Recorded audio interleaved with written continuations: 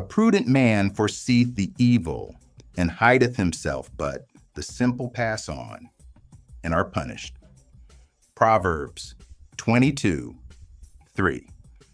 The sky turned ugly.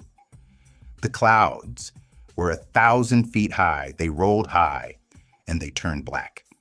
The lightning split the sky. Thunder pounded the senses. The horses were locked in the barn and the windows shut and latched. The family gathered in the cellar to wait for the storm to blow by.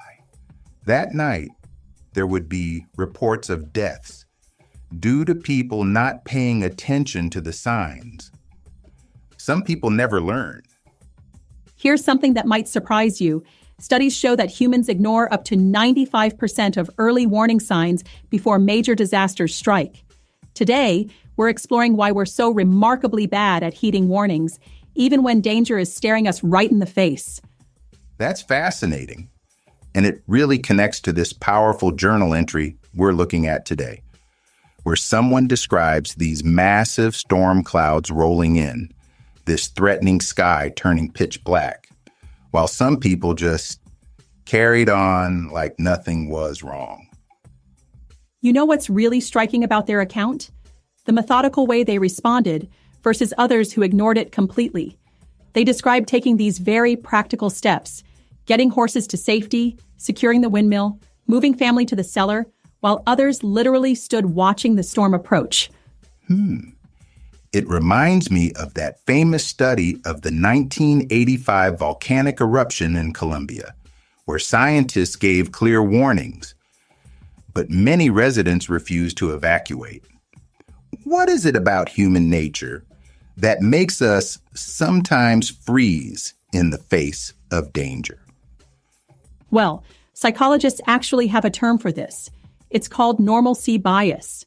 We have this tendency to believe things will continue as they always have, even when we're faced with clear evidence of impending danger. The journal writer seems particularly troubled by this phenomenon. The way they wrote didn't seem like people had enough sense to be scared. That line really captures something fundamental about human nature, doesn't it? Exactly. And research shows this isn't just about physical dangers. Studies indicate we ignore an average of 7 relationship red flags before taking action, and typically dismiss 4 to 5 serious health warnings before seeking medical help. That's exactly what makes this journal entry so relevant. They're using this storm as a metaphor for all the ways we ignore warnings in our lives, whether they're physical, emotional, or spiritual. You know what's fascinating? Neuroscience has shown that our brains actually process immediate physical threats differently than abstract or future dangers. That's why people might run from a bear, but ignore their doctor's warning about high blood pressure. So if we understand this tendency, how do we actually get better at recognizing and responding to warnings? Well, behavioral economists suggest creating what they call implementation intentions. Basically, pre-planned responses to specific warning signs.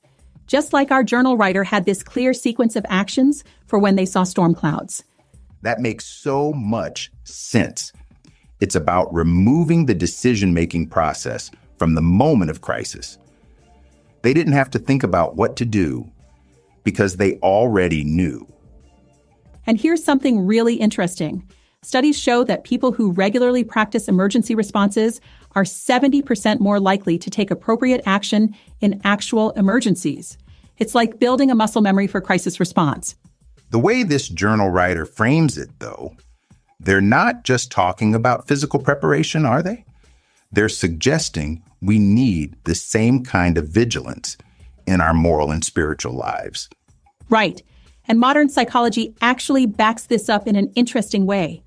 Research shows that people who regularly practice self-reflection and mindfulness are significantly better at identifying early warning signs in all areas of their lives. You know what's particularly powerful about their account? The way they acknowledge that sometimes we need help seeing and responding to warnings. Those prayers they included feel so raw and honest. And that actually aligns with current therapeutic approaches.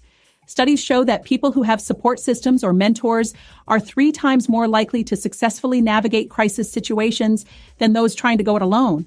That really brings home why this journal entry feels so relevant today. It's not just about storm clouds. It's about this universal human challenge of recognizing and responding to warnings before it's too late. And you know what's particularly interesting? Research from disaster response teams shows that the average person has about 7 minutes to respond effectively to an immediate crisis. But we often waste the first 3 to 4 minutes in denial or hesitation. Well, that certainly puts the journal writer's quick response in perspective.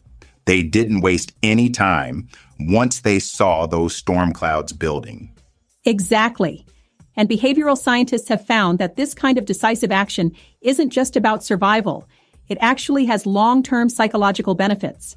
People who take prompt action in response to warnings report less trauma and better recovery outcomes. So what do you think are the key takeaways for our listeners? How do we actually get better at this? Well, research suggests 3 main strategies. First, regularly practice risk assessment in your daily life. Second, develop clear action plans for different types of warnings. And third, this is crucial, build a support network that can help you recognize and respond to warnings you might miss on your own. That's really practical advice. And I think the journal writer would add one more thing: the importance of staying humble enough to acknowledge that sometimes the warnings we receive, whether they're physical or spiritual, are actually gifts helping us avoid disaster. You know, that's such an important point, because ultimately, warnings aren't our enemies. They're like these advanced scouts trying to help us navigate life more safely and successfully. Maybe it's time we all started paying a little more attention to those storm clouds on our horizons, whatever form they might take.